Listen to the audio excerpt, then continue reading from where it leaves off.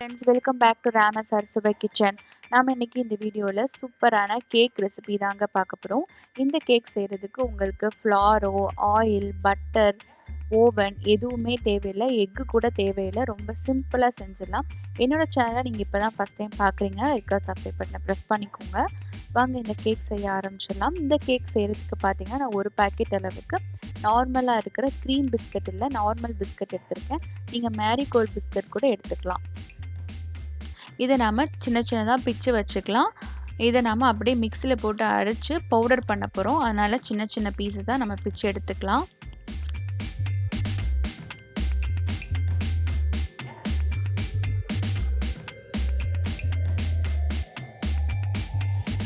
இப்போ நம்ம எல்லாத்தையும் பிச்சுட்டேன். இதை நான் ஒரு மிக்ஸி ஜாரில் போட்டு ஒரு கொஞ்சம் கொஞ்சமாக சேர்த்து நல்லா ஃபைன் பவுடராக அரைச்சி எடுத்து வந்துக்கோங்க. ஸோ இந்த அளவுக்கு பவுடர் எடுத்துட்டேன். இதே மாதிரி அடுத்த பேட்சையும் சேர்த்து நம்ம பவுடர் அரைச்சி எடுத்துகிட்டு வந்துக்கலாம். இந்த பவுடரை நம்ம அளந்து சேர்த்துக்கலாம். அப்போனா தான் நமக்கு எவ்வளோ சுகர் தேவைப்படும் அப்படிங்கிறது தெரியும். இதை நம்ம அளக்கும் போது எனக்கு பார்த்தீங்கன்னா 1.5 கப் அளவுக்கு பவுடர், அதாவது பிஸ்கட் பவுடர் எனக்கு கிடச்சிது. ஸோ இது 1/2 கப் பவுடர். ஸோ எனக்கு மொத்தத்துக்கு 1.5 கப் அளவுக்கு பிஸ்கட் பவுடர் கிடச்சிது. இதுக்கு பார்த்திங்கன்னா நீங்கள் 1/2 கப் அளவு சர்க்கரை எடுத்துக்கிட்டால் போதும், கரெக்டாக இருக்கும். அதுக்கு மேலே எடுத்துக்கிட்டேன் ரொம்ப ஓவர் தித்திப்பாக இருந்தது. 1/2 கப் அளவு சர்க்கரை ரொம்பவே கரெக்டான போர்ஷன். அதனால் 1/2 கப் அளவு சர்க்கரை எடுத்துக்கோங்க. இந்த சர்க்கரையை நம்ம மிக்ஸி ஜாரில் போட்டு அரைச்சி எடுத்து வந்துக்கலாம். உங்கள்கிட்ட ஏலக்காய் தூள் இருந்ததுன்னா நீங்கள் அரைக்க தேவையில்லை. அப்படி இல்லைன்னா இந்த சீனி கூடவே ஒரு 4 ஏலக்காவை சேர்த்து நல்லா அரைச்சிட்டு வந்துடுங்க. நான் வெனிலா எசன்ஸ் சேர்க்குறதுனால ஏலக்காய் சேர்க்கலை. உங்களுக்கு வேணும்னா ஏலக்காயை சேர்த்து அரைச்சிட்டு இது கூட நல்லா மிக்ஸ் பண்ணிக்கலாம். எல்லா பக்கமும் நல்லா ஈவனாக ஸ்ப்ரெட் ஆகிற மாதிரி நல்லா மிக்ஸ் பண்ணிக்கோங்க. இதில் ஒரு 1/4 டீஸ்பூன் அளவுக்கு பேக்கிங் பவுடர் சேர்த்துக்கலாம். 1 டீஸ்பூன் அளவுக்கு வெனிலா எசன்ஸ் சேர்த்துக்கலாம். உங்களுக்கு கேக் ஃப்ளேவர் உங்களுக்கு கிடைக்கிறதுக்காக. இதில் பார்த்தீங்கன்னா வார்ம் மில்க் 1 கப் அளவு தேவைப்படும். ஹாட் மில்க் இல்லை, வார்மாக இருக்கிற மில்க்கு. ஸோ அதை ஒரு கப் எடுத்துக்கோங்க. கொஞ்சம் கொஞ்சமாக மில்க் சேர்த்து நல்லா மிக்ஸ் பண்ணிக்கோங்க. ஒரே டைம் மில்க் சேர்த்துக்காதீங்க. ஸோ இப்போ பார்த்தீங்கன்னா சூப்பரான கேக் பேட்டர் ரெடி ஆகிடுச்சு. இதில் பார்த்தீங்கன்னா நான் ஒரு ஹேண்ட்ஃபுல் ஆஃப் நட்ஸ் சேர்த்துக்கிறேன்.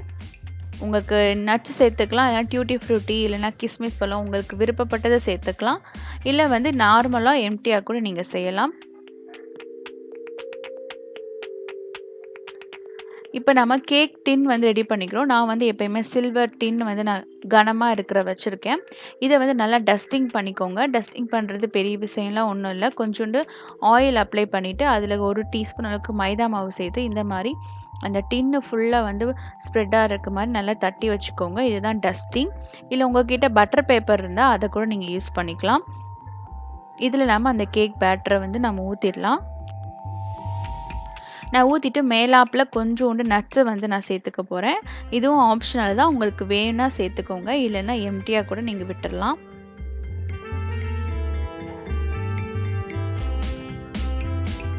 ஸோ நட்ஸை நம்ம சேர்த்துட்டு ஒரு 2 தடவை நல்லா டேப் பண்ணிவிடுங்க. டேப் பண்ணிவிட்டு நம்ம குக்கரில் தான் நான் கேக் வைக்க போகிறேன்.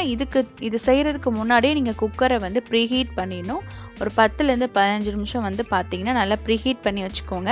ப்ரீஹீட் பண்ணிவிட்டு அதுக்கப்புறம் நம்ம கேக் அந்த டின்னை உள்ளே வச்சுட்டு விசில் எதுவும் போடாமல், கேஸ்கெட் எதுவும் போடாமல் நீங்கள் மூடி வச்சுக்கோங்க. ஒரு 15லேருந்து 20 நிமிஷம் கரெக்டாக ஆகும். அந்த அளவு விட்டுனிங்கன்னா உங்களுக்கு கேக்கு சூப்பராக ரெடி ஆகிடும். பாருங்கள் எவ்வளோ சாஃப்டான கேக் ரெடி ஆகிடுச்சு. அங்கே எவ்வளோ சாஃப்டாக இருக்குதுன்னு பாருங்கள். ரொம்ப சிம்பிளாக சூப்பராக செய்யலாம். இதுக்கு மேலே கூட நீங்கள் சாக்லேட் சிரப்போ இல்லைன்னா சாக்லேட்டை வரை கூட நீங்கள் ஸ்ப்ரெட் பண்ணிக்கலாம். அது உங்களுடைய விருப்பத்துக்கு தகுந்த மாதிரி நீங்கள் மாற்றி வச்சுக்கலாம்.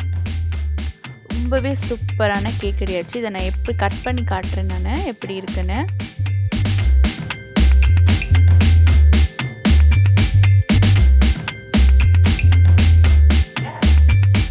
ஸோ பார்த்தீங்கன்னா எவ்வளோ சூப்பரான கேக்கு நல்லா சாஃப்டாக உங்களுக்கு வெந்திருக்கு. ஸோ எவ்வளோ ஸ்பான்ச்சியாக இருக்குது, நல்லா உள்ளே நல்லா வெந்திருக்கு.